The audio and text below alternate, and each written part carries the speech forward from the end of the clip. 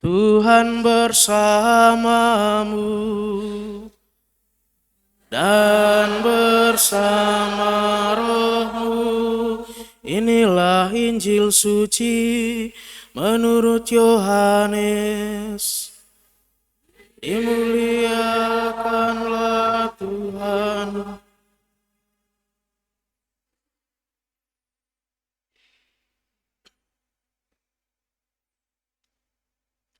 Sekali peristiwa, bersungut-sungutlah orang Yahudi tentang Yesus, karena ia telah mengatakan, "Akulah roti yang telah turun dari surga." Kata mereka, "Bukankah ia ini Yesus, anak Yusuf, yang ibu bapanya kita kenal?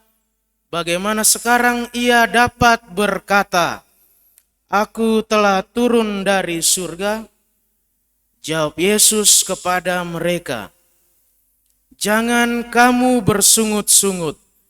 Tidak ada seorang pun yang dapat datang kepadaku jika ia tidak ditarik oleh Bapa yang mengutus aku, dan ia akan aku bangkitkan pada akhir zaman. Ada tertulis dalam kitab nabi-nabi, mereka semua akan dihajar oleh Allah. Setiap orang yang telah mendengar dan belajar dari Bapa datang kepadaku. Hal itu tidak berarti bahwa ada orang yang telah melihat Bapa. Hanya Dia yang datang dari Allah, Dialah yang telah melihat Bapa. Sesungguhnya aku berkata kepadamu, siapa saja yang percaya, ia mempunyai hidup yang kekal.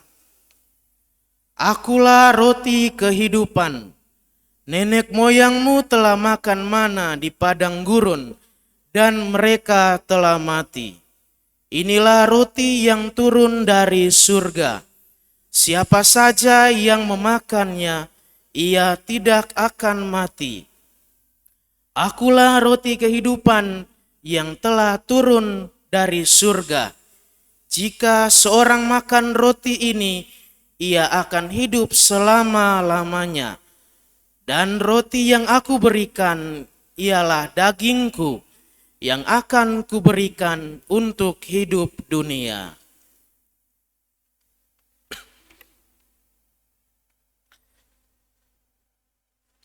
Demikianlah sabda Tuhan.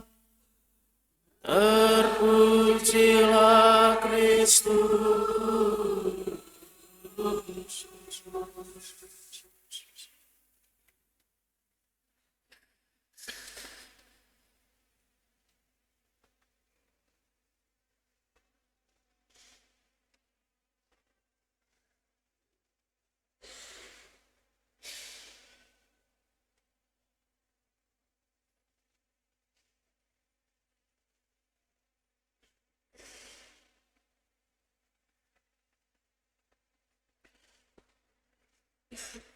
Saudara-saudari yang terkasih, dalam bacaan pertama tadi kita mendengarkan kisah dari Elia.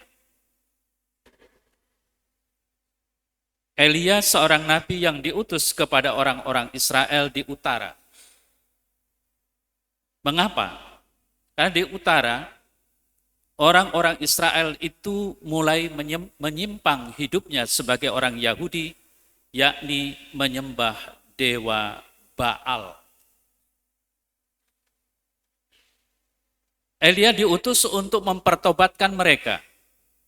Dan caranya yang dialami Elia adalah Nabi Elia bertanding dengan nabi-nabi Baal. Dan ternyata Elia menang. Tetapi yang menjadi masalah adalah bukan soal menang kalahnya. Yang menjadi masalah walaupun Elia menang, orang-orang Israel yang di utara itu tidak bertobat. Mereka tetap menyembah Dewi Baal. Nah, maka dari itu Elia lari. Karena apa? pasti hidupnya terancam. Ia lari ke padang gurun. Dan di padang gurun dikisahkan bagaimana perasaan dari Elia itu. Dikatakan dengan jelas, kemudian ia ingin mati, katanya. Cukuplah sudah. Sekarang ya Tuhan, ambillah nyawaku, sebab aku ini tidak lebih daripada nenek moyangku. Artinya apa? Elia mengalami situasi di mana dia frustrasi. Mau mempertobatkan orang, walaupun menang, ternyata orang tidak bertobat. Nah, lari ke padang gurun tujuannya kemana? Tujuannya mau ke Gunung Horeb, yang diyakini sebagai gunung Allah. Dia ingin bertemu dengan Allah. Tentu mau curhat, tentu mau menyerahkan tugas kenabiannya. Tapi apa yang terjadi? Ketika Elia berbaring dan tidur di bawah pohon arar, tiba-tiba seorang malaikat menyentuh dia dan berkata kepadanya, bangunlah, makanlah.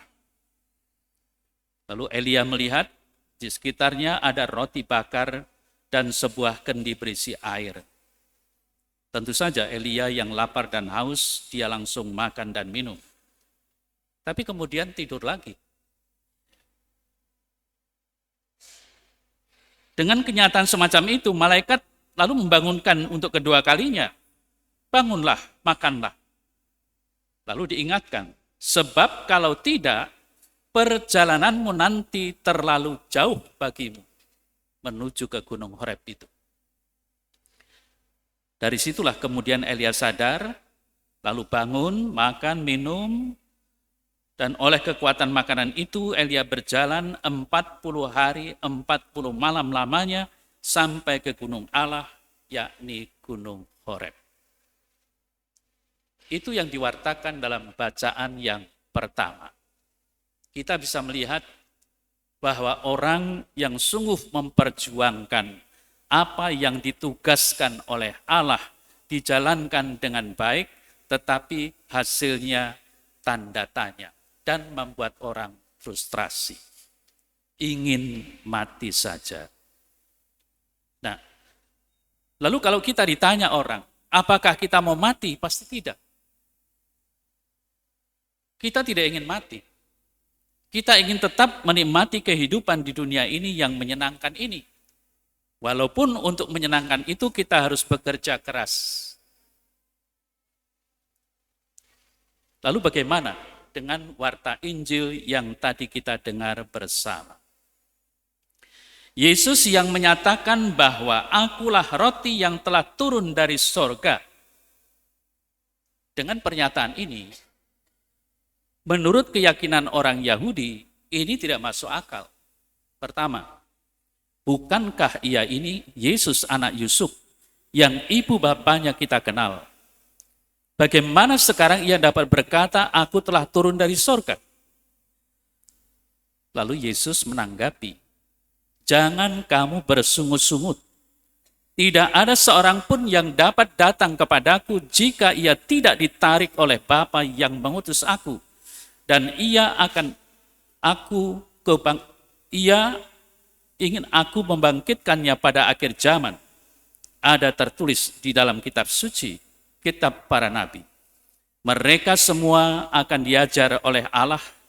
Setiap orang yang telah mendengar dan belajar dari Bapa datang daripadaku. Hal itu tidak berarti bahwa ada orang yang telah melihat Bapa. Hanya dia yang datang dari Allah. Dialah yang telah melihat Bapa. Sesungguhnya aku berkata kepadamu, siapa saja yang percaya, ia mempunyai hidup yang kekal. Akulah roti kehidupan. Kalau pengalaman Elia di dalam perjalanan yang frustrasi tadi, padahal dia harus ke Gunung Horeb, diberi bantuan oleh Allah, diberi makanan dan minuman, supaya sampai ke Gunung Horeb. Apa yang dikatakan oleh Yesus orang-orang yang percaya kepada Dia, yang mempunyai keinginan dan mempunyai tujuan untuk sampai pada gunung keselamatan, maka Yesus menyediakan diri dan menyatakan dengan jelas, "Akulah roti yang turun dari sorga." Artinya apa? Memberikan makanan kepada orang-orang beriman supaya dapat bertahan di dalam imannya dan menemukan keselamatan. Itu yang dimaksudkan. Tetapi apakah kita menjadi jelas apa yang diajarkan oleh Gereja Katolik? Dalam Katekismus Gereja Katolik 50 dikatakan, dengan bantuan budi kodratinya, manusia dapat mengenal Allah dengan pasti dari segala karyanya. Namun masih ada lagi satu tata pengetahuan yang tidak dapat dicapai manusia dengan kekuatannya sendiri, yakni wahyu ilahi. Apa yang dimaksudkan? Dengan Yesus mengatakan bahwa akulah roti yang telah turun dari surga, orang-orang Yahudi protes. Kita mungkin bertanya-tanya, ada yang percaya, ada yang tidak. Lalu bagaimana untuk mengetahui dan akhirnya kita mempercayainya? Diajarkan oleh gereja jelas bahwa ada penelaran tentang wahyu ilahi yang tidak bisa ditangkap begitu saja oleh akal budi manusia. Karena itu bersifat wahyu Allah. Nah, untuk membantu ini, ada ungkapan fides quaerens intellectum, yang maksudnya iman mencari pemahaman atau pengetahuan atau pengertian. Kita sebagai orang beriman seringkali berpikir, supaya kita sungguh beriman, maka kita harus sungguh mengerti. Masuk akal. Tetapi apa yang dikatakan fides quaerens intellectum oleh seorang yang bernama Anselmus dari Canterbury, ini mau menunjukkan kebalikannya. Orang beriman itu harus mencari pengetahuan, bukan pengetahuan mengantar orang pada iman.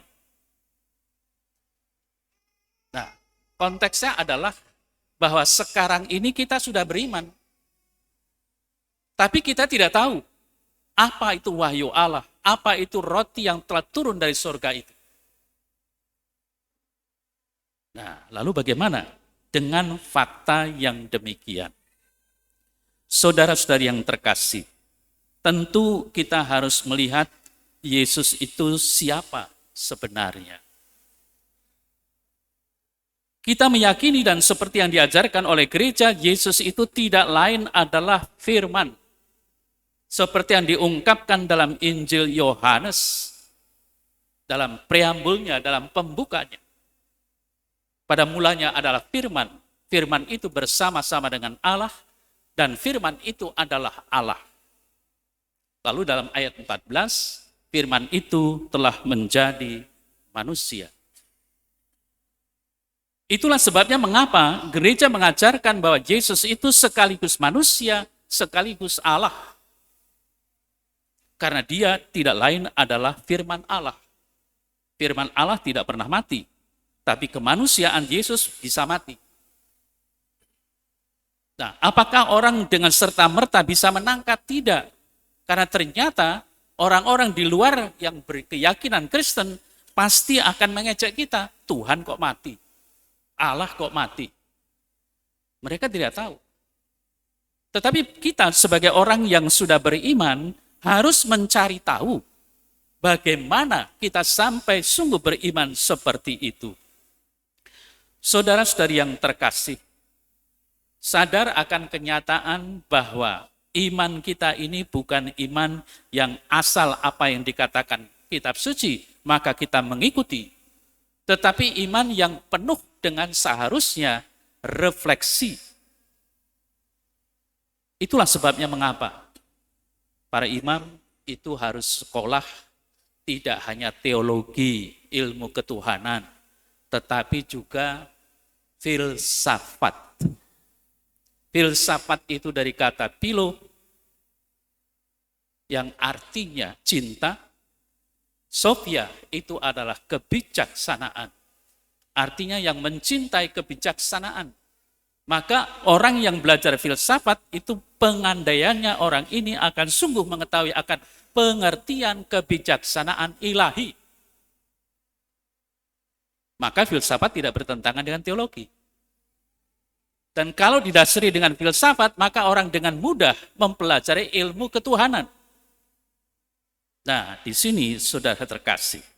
Kalau dikatakan Yesus itu adalah roti yang telah turun dari surga, artinya bahwa roti itu adalah roti yang bisa menjadi bekal keselamatan untuk kita semua sampai pada surga itu sendiri.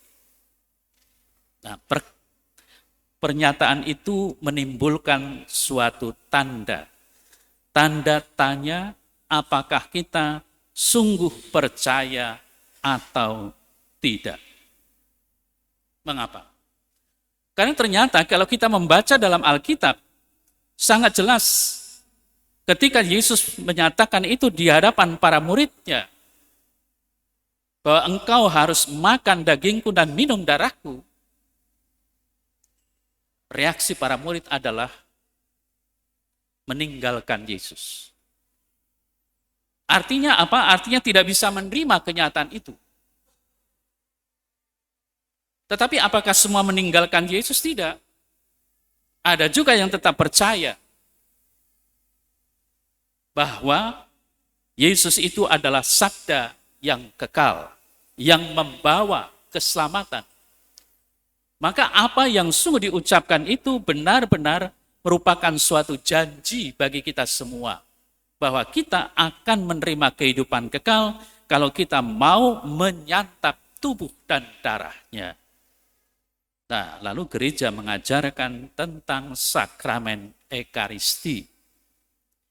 Sakramen yang kita terima, Ekaristi itu, ini bukan simbol. Mengapa saya katakan bukan simbol? Karena gereja lain mengatakan itu simbol. Romo atau prodiakon atau suster ketika memberikan Ekaristi kepada Anda, tubuh Kristus, bukan simbol tubuh Kristus. Berarti dalam diri kita harus ada keyakinan bahwa itu benar-benar tubuh Kristus. Maka saya menjawab, amin.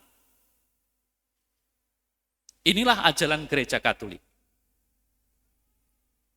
Karena itu tubuh dan darah Kristus yang nyata sebagai sakramen, maka itu tetap akan membawa keselamatan kepada kita semua. Tetapi kalau dikatakan, terimalah simbol Kristus, apakah kemudian membawa keselamatan? Bagaimana simbol bisa membawa keselamatan? Maka kita diharuskan untuk meyakini bahwa benar-benar roti dan anggur itu adalah tubuh dan darah Kristus. Nah, saudara terkasih, tentu dalam konteks seperti Elia maupun orang-orang beriman zaman sekarang yang merasakan bahwa sebagai orang beriman itu berat. Karena merasa mungkin saja selalu akan jatuh ke dalam dosa, padahal sudah berusaha untuk menjadi baik.